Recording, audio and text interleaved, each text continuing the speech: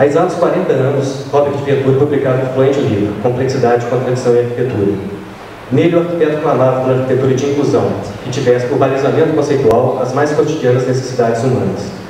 Como o próprio Ventura contava em seu texto, essa atitude inclusiva tinha seus precedentes na arquitetura moderna em figuras como Alvar Aalto e Le Corbusier, cuja influência encontrou ecos no Brasil. De fato, a arquitetura moderna brasileira, sobretudo em sua vertente carioca, sempre tiveram por característica mais marcante o abrandamento e a livre manipulação maneirada dos princípios da arquitetura moderna europeia. Nesse sentido, a reverberação do livro de Ventura aqui no Brasil tinha outras tonalidades. Certamente havia o mesmo sentimento de ruptura em relação à arquitetura moderna, mas essa sempre consistiu em referência direta para os arquitetos brasileiros. Algumas das mais precisas manifestações nesse sentido estiveram nas páginas da revista Mineira Pampulha, de cujo corpo editorial o arquiteto Elmo Maia fazia parte, e um dos nossos convidados de hoje, o Silvio também. Em Minas, os movimentos da obra do Elmo, no início da década de 80, se deram no sentido de combate aos princípios estruturais da arquitetura moderna, ou melhor, da sua assimilação simplificadora e excludente.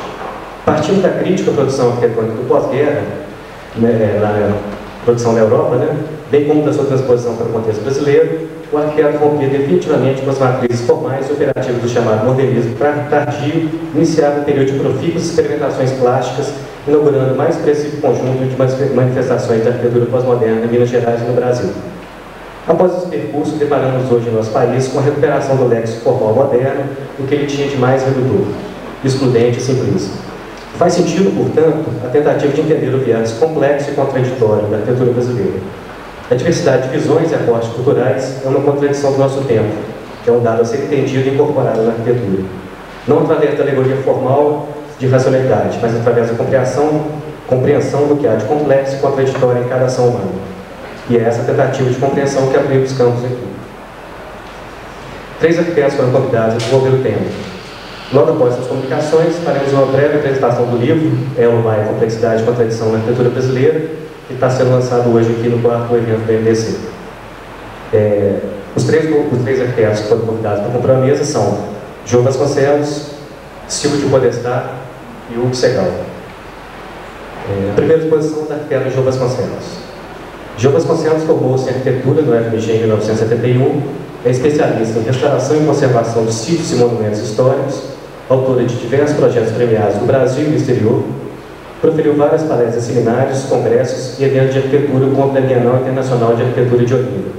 Possui 3 livros publicados, mantém escritório próprio desde 1971 e atualmente também atua como consultora do Circuito Cultural da Praça Liberdade. Abriu exposição ao arquiteto João Vasconcelos. Boa tarde a todos. Eu quero, em primeiro lugar, parabenizar o Grupo MDC pelos eventos e pela importância desses acontecimentos na arquitetura aqui em Minas Gerais, que é o grupo jovem que está dando caminho novamente, novas picadas pelo Brasil afora. E quero também parabenizar o Bruno e agradecer pelo brilhante livro, eu li o texto, já li, que ele está fazendo, que ele está lançando hoje sobre a obra do Elmo Maia, cuja exposição está aqui desde o início do mês de janeiro. Eu trouxe aqui para vocês, eu vou ser rápido, porque eu sei que eu tenho meia hora só, então, eu trouxe uma colinha. Eu vou começar aqui com uma parte do editorial, a última parágrafo do editorial que o Bruno me passou, que é: a diversidade de visões e aportes culturais é uma condição de nosso tempo. É um dado a ser entendido e incorporado na arquitetura, não através de alegoria formal de irracionalidade, mas através da compreensão do que há de complexo e contraditório em cada ação humana. Para tentar mostrar uma continuidade ou um prolongamento dos projetos que a gente veio executando ao longo dos 30 anos que eu trabalhei com ela, eu trouxe um projeto especificamente que a gente fez, eu fiz com Joana Magalhães no ano de 2005, já que é uma continuidade, uma pesquisa que nós iniciamos no final do século XX e no início do século XXI, que é o trabalho tentando procurar novos espaços com novas experiências sensoriais. Esse início de trabalho começou, acredito que o primeiro tenha sido a Academia Wanda Bambina, não sei se vocês conhecem, e depois nós viemos com esse projeto juntamente com Alexandre e com o Carlos Alberto, no Grupo Corpo, e finalmente agora esse penúltimo trabalho que eu fiz, com esse tipo de conceito, que foi o Museu de Congonhas, do Barroco de Congonhas, que foi um concurso fechado, cujo projeto premiado foi do Gustavo Pena, que é um projeto muito bom. E estamos fazendo agora, estou fazendo juntamente com o Rafael e Anne, um outro projeto também que nós estamos trabalhando e procurando essa pesquisa espacial, trabalhando mais com o sensorial, com os conceitos da Land Art. O Museu de Congonhas, ele foi uma iniciativa da Unesco, foi um concurso fechado com 5 grupos de arquitetos do Brasil, um de São Paulo, do Rio e 3 de Minas. E essa pesquisa que a gente começou no final do século passado, ela reflete um pouco aqui nesse projeto, porque é um programa bastante complexo, muitíssimo complexo, e como o museu dá para a gente trabalhar com esse tipo de pesquisa, até porque se você não precisa de forçar a barra de quem vai visitar o museu, vai quem quer, e além do mais, nesse projeto a gente instituiu que nós teríamos alguns tipos de espaço, que seria um espaço contínuo, que seriam os espaços que abrigariam administração, biblioteca, centro de estudos da pedra, que o programa pedia, espaço extrovertido, que seriam os espaços de circulação, de alimentação, os halls, as praças, e um espaço introvertido, que seriam basicamente as áreas de exposições.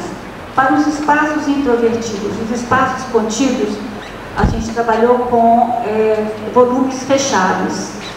E como é um projeto feito em Congonhas do Campo, muito próximo ao complexo, ao conjunto arquitetônico da Igreja do Bom Jesus Matosinhos, projeto de Aleijadinho, nós achamos por bem trabalharmos com um pouco em cima da teoria da subjetividade barroca, com o apelo óptico e com o apelo sensorial do barroco.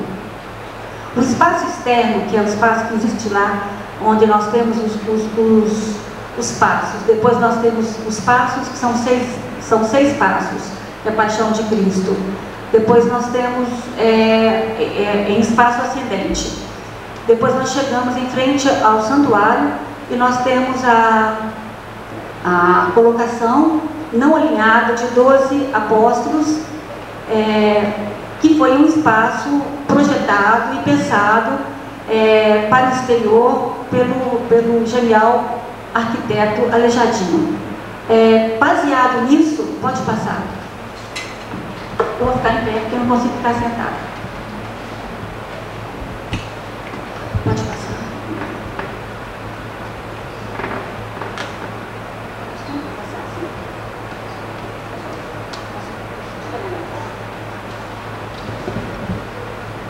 Baseado nisso, nós temos aqui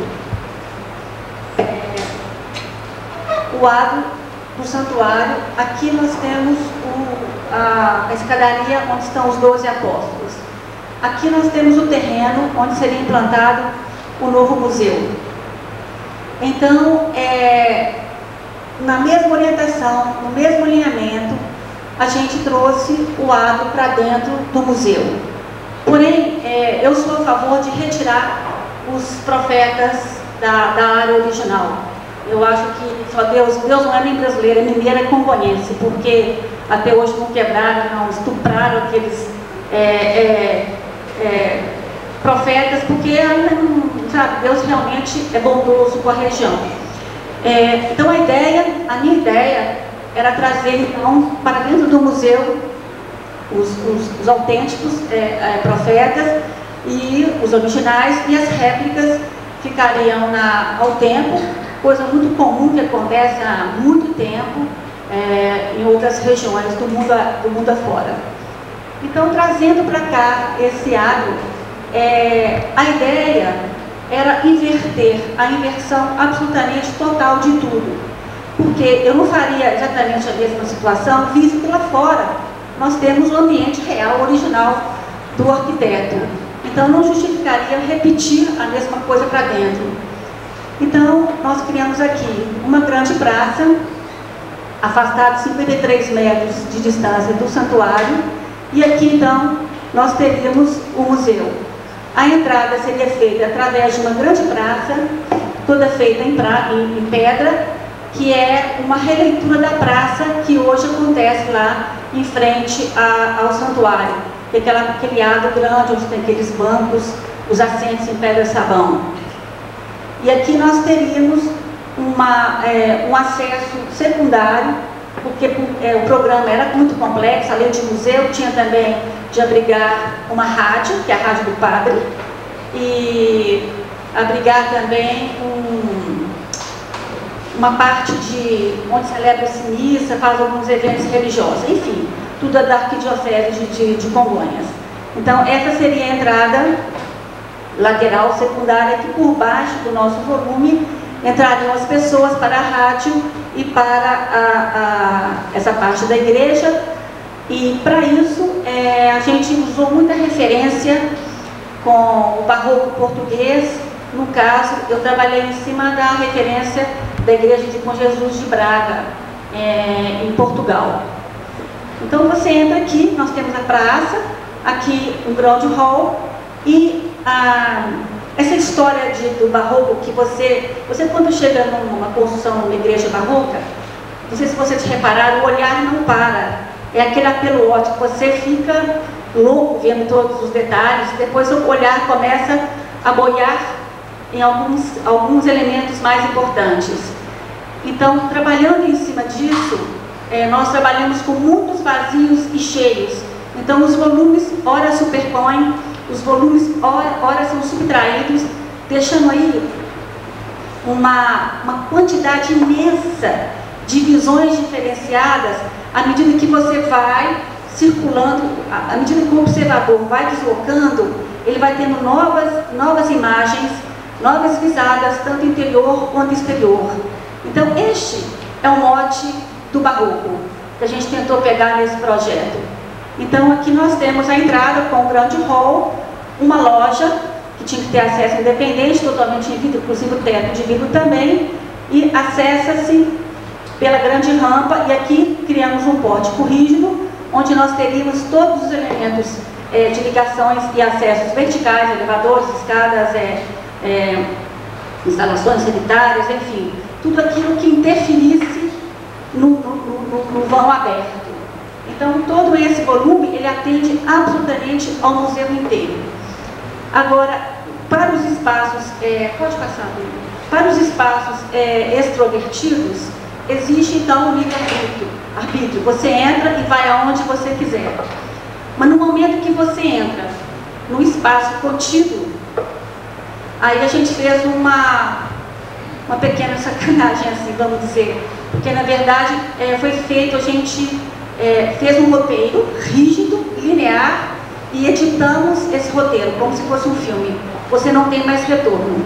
Na medida do momento que você quer entrar nas circulações de visitação de museu, você vai até o final, não volta mais. Através de espaços que dão diferentes sensações espaciais. Pode passar. Então, quando entramos pelo hall, se quisermos acessar a parte de museu, que é essa parte aqui propriamente dita, nós temos então aqui o roteiro editado.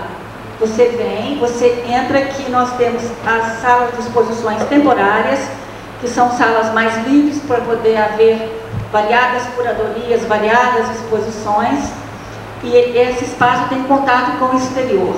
A partir desse momento, nós entramos aqui nessa área aqui, que o programa pedia, uma área de exposições virtuais do barroco.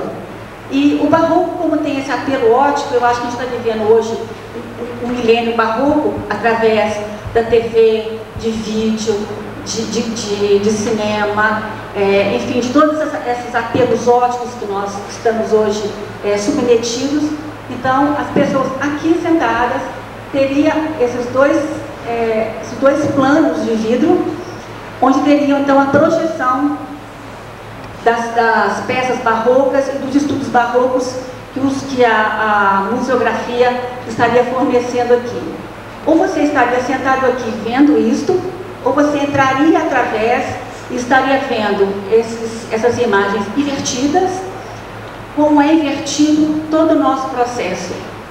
Daí para frente, entraríamos numa área que é a área de visitação para os ex-votos, que é o testemunho da fé, é o testemunho da cura, é o testemunho dos dramas. Vocês devem saber o que é ex-votos, claro, né?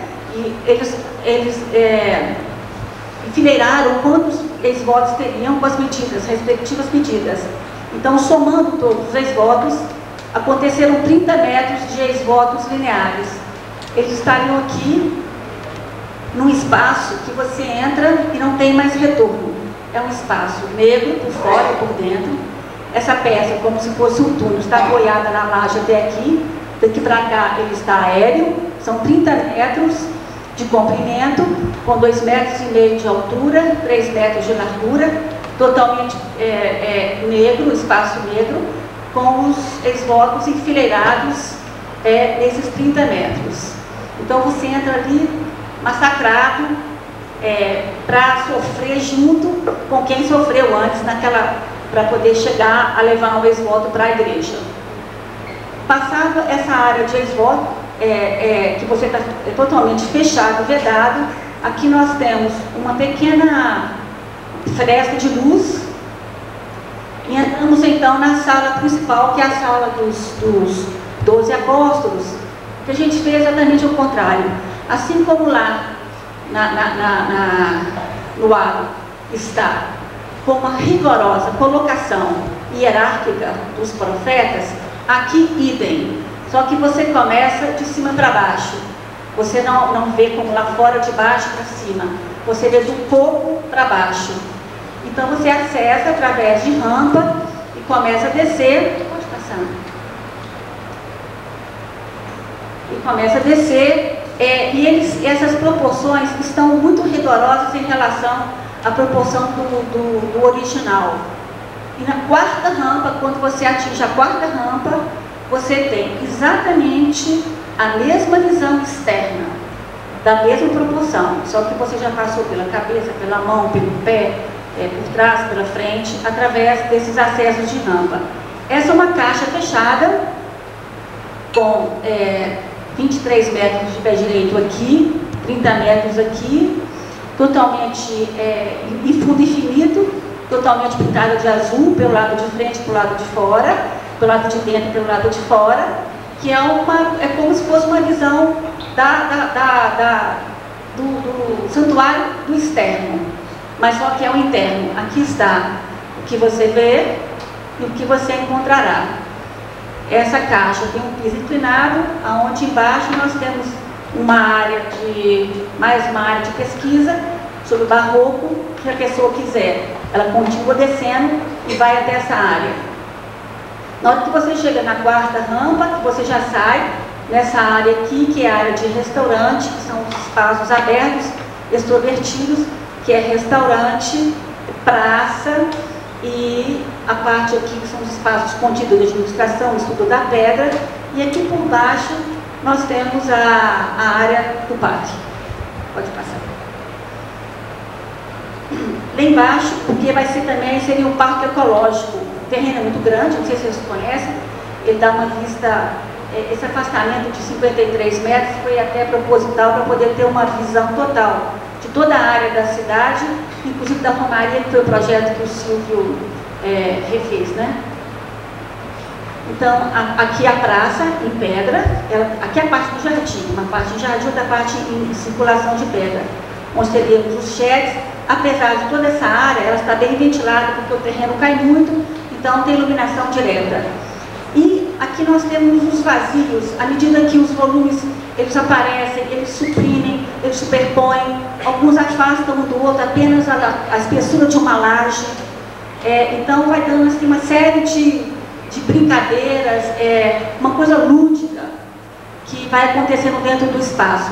Inclusive os espaços contíguos, que é a sala dos profetas e a sala dos ex-votos, ela poderá alterar dependendo da iluminação ou da sonorização, aliás, da dramaticidade que se queira dar a cada elemento. Aquela rampa lateral que chega nesse espaço aqui da rádio, já passou. Ela é feita através de uma rampa muito suave, que ela é uma releitura do Santuário de Braga.